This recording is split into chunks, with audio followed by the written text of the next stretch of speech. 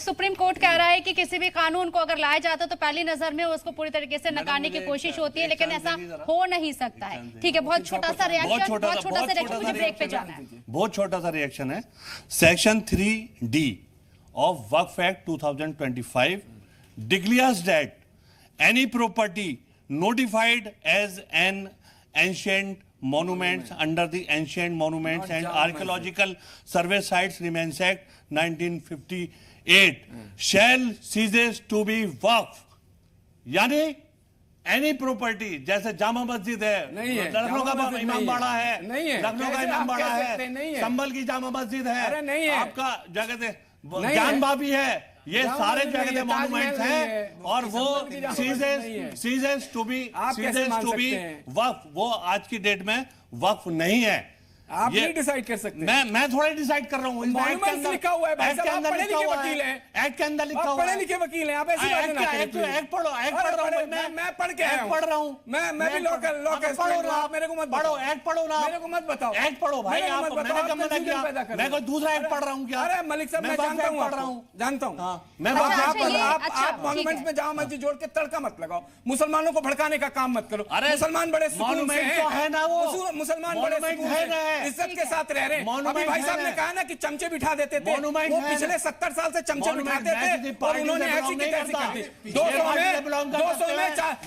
में सुनिए, 200 प्रॉपर्टी दिल्ली में है, 200 प्रॉपर्टी दिल्ली में है, 100 से ज्यादा प्रॉपर्टी चमचों ने बेच दी। हमारे पास रिकॉर्ड है, जिस दिन खड़े होंगे वो चमचे अंदर जेल में जाएंगे। और प्रधान वजीर आजम पार्टी से बिलोंग करते हैं, आप जिस पार्टी से बिलोंग करते हैं, मैं बिलोंग करता हूँ, महसूस करता हूँ, महसूस करता हूँ, मैं छात्र की राजनीति फक्र महसूस करता हूँ।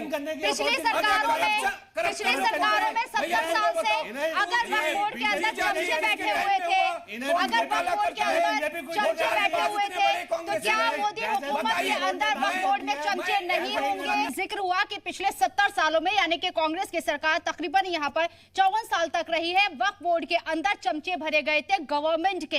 अब वो चमचों की तादाद क्या खत्म होने वाली है? क्योंकि बीजेपी की हुकूमत है, जिस ट्रांसपेरेंसी की हम बात कर रहे हैं, क्या वाकई में वो ट्रांसपेरेंसी आने वाली है? यासिर जिलानी साहब, चमचे नहीं होंगे, यकीन दिला रहे हैं?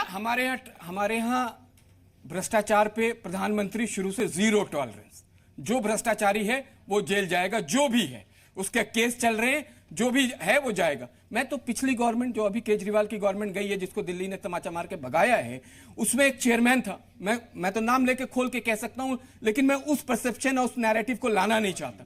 उसने तो अपने घर के लोगों को वहां पे नौकरी दे दी। जब वो चेयरमैन बना तो अपने 14-15 लोगों को नौकरी दे दी, और भ्रष्टाचार करके उसमें जेल जाना पड़ा, उसको उस केस में जेल जाना पड़ा। लेकिन मसला क्या है? हम इस वक्त सोच रहे कि मुसलमान जो गरीब है, जो बेवा औरतें हैं, जिनका कोई सहारा नहीं है, उनको कह रहे हैं कि कानून में लिखा नहीं। अरे भाई साहब, कानून में लिखा नहीं जाता है, माइंड से सरकार करती है, चीजें करती है, लिखा नहीं जाता है। लाइन में वो एक्ट आप पढ़ रहे हो, ये भ्रष्टाचार की बात कर रहे थे। आपके पास तो एक ऐसी वॉशिंग मशीन है, जितने भी भ्रष्टाचार बताओ, जिनके खिलाफ अजीत पवार से लेकर हेमंता बिस्वा शर्मा से लेकर न जाने कितने सारे नेता थे, जो जब वो कांग्रेस में थे तो भ्रष्टाचारी थे, वो अदर्स पार्टियों में थे तो बहुत बड़े भ्रष्टाचारी थे। जैसे वो आपकी पार्टी में आए और वो बिल्कुल क्लीन हो गए, उनके सारे केस वापस ले लिए गए, उन पे जो ईडी और सीबीआई की रेडें चल रही थी, उस पे तो आपने कोई जवाब। मैं तो खुल के बात करता हूं, जानते हो बहुत जमाने से,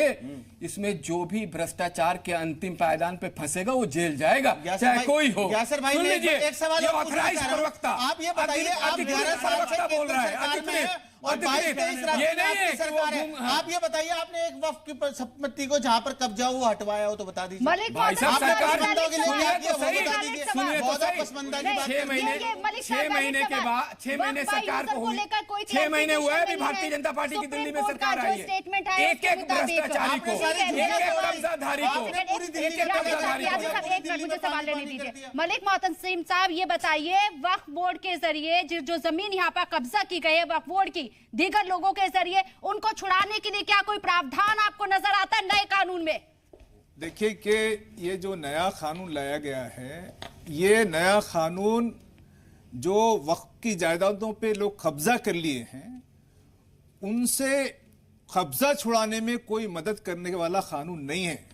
बल्कि जो लोग कब्जा कर चुके हैं उनको एक क्लीन चिट देने वाला एक कानून है। यही मैं बात कहना चाह रहा हूं। तो इसलिए यह कानून वक्फ के हिफाजत के लिए नहीं है। लेकिन ये जो यहां बहस हो रही है, मेरा समझना यह है कि आजादी के बाद से लेकर अब तक, इसको मैं इसमें नहीं गिनूंगा कि आज क्या हो रहा है, कोई भी लोग वक्फ की जायदादों को अच्छा बनाने, महफूज करने के लिए ज्यादा सीरियस नहीं थे। बात कानून की हो रही है कि जो अमेंडमेंट एक्ट्स लाए गए हैं वो मुफीद है या नुकसानदायक है। तो मेरा समझना यह है कि जो वक्फ एक्ट 1995 था वो वक्फ की जायदादों के प्रोटेक्शन के लिए बहुत अच्छा कानून था, और हुकूमत को यह लगा कि जो गवर्नमेंट ने बहुत सी वक्फ प्रॉपर्टी पे कब्जा कर लिया है, जैसे अभी बात आती है कि दिल्ली के, बॉम्बे के कोई एक बड़े आदमी अंबानी है, क्या नाम है, मुकेश अंबानी, उनके भी घर के पर बात थी। दिल्ली के अंदर कई प्रॉपर्टीज हैं, और पूरे इंडिया, मेरी बात पूरी हो जाने दी, कई प्रॉपर्टीज हैं। आपको नाम मालूम है कर्नाटका? सुनिए, उससे बड़ा वक्फ का कोई लुटेरा है? अरे भाई सुनिए बात, अरे उससे बड़ा लुटेरा है, बताइए। इब्राहिम से बड़ा लुटेरा का कोई वक्फ है तो? आपके इस एक्ट में आप बताओ, आप बताओ उसका नाम लीजिए ना। आपने अंबानी का नाम ले लिया, आपने उनका नाम ले लिया, बात कंप्लीट होने के बाद तभी आप इंसाफ कर पाएंगे ना। बात कंप्लीट होने के बाद आप बीच बीच में मत बोलिए। नहीं, मैं नहीं बोल रहा हूँ, लेकिन नाम मैंने बस, आप बीच में मत बोलिए। आप बात करने नहीं दे रहे। ठीक है मलिक साहब, अपनी बात कंप्लीट। आप बात करने नहीं दे रहे। वो तो प्रवक्ता भाई देखिए कि हम किसी का नाम, किसी पॉलिटिकल, अंबानी कोई पॉलिटिकल लीडर नहीं है, मैं किसी पॉलिटिकल लीडर का या किसी पॉलिटिकल पार्टी का नाम नहीं लिया हूं। वो हमारे देश का एक बड़ा सरमायादार है, पूंजीपति, उसका नाम ले रहा हूं। तकलीफ क्यों हो रही? मैं किसी का नाम नहीं ले रहा हूं। अरे भाजपा को आप बार बार कोस रहे हो। मैं नहीं कोस रहा हूं, मैं आप कह रहे हो सरकार कह रहे हो बार बार। अरे सरकार मेरी भी है, आपकी भी है। वीडियो दिखाओ, मोहतसिम साहब का वीडियो दिखाइए। सरकार मेरी भी है, आपकी भी है। मैम आपके हैं, मेरी सरकार को मैं निंदा नहीं करूंगा तो कौन करेंगे? आप करिए। यही तो चलिए, बाबा साहब एक सवाल मेरा बना हुआ है। अरे बात एक पूरी सवाल। होने दीजिए। ठीक है, बोलिए, ये जो कंप्लीट वक्फ अमेंडमेंट एक्ट 2025 लाया गया है, क्या ये वक्फ के फायदे के लिए, मुसलमानों के लिए फायदे के लिए लाया गया है? ये बात गलत है, ये झूठ है। उसके अंदर जितने भी संविधान, जो चीजें बनाई गई हैं, जैसे वक्फ बोर्ड में पहले क्या था कि सब मुसलमान मेंबर रहते थे। सेंट्रल वक्फ काउंसिल में 22 मेंबर हैं, स्टेट वक्फ बोर्ड में 11 मेंबर हैं। अब 22 में 4 का परमिशन सुप्रीम कोर्ट ने दिया और स्टेट वक्फ बोर्ड में 3 का। इसकी जरूरत क्यों पेश आई? क्या राज्यसभा में बीजेपी या का नाम ले रहे हैं, क्या एक मुस्लिम औरत को पसमानदा की बात कर रहे हैं, गरीब की बात कर रहे हैं? क्या भारतीय जनता पार्टी को पसमानदा मुसलमानों में, गरीब मुसलमान औरतों में कोई औरत, कोई मर्द नहीं मिला उसको राज्यसभा का मेंबर बना सके?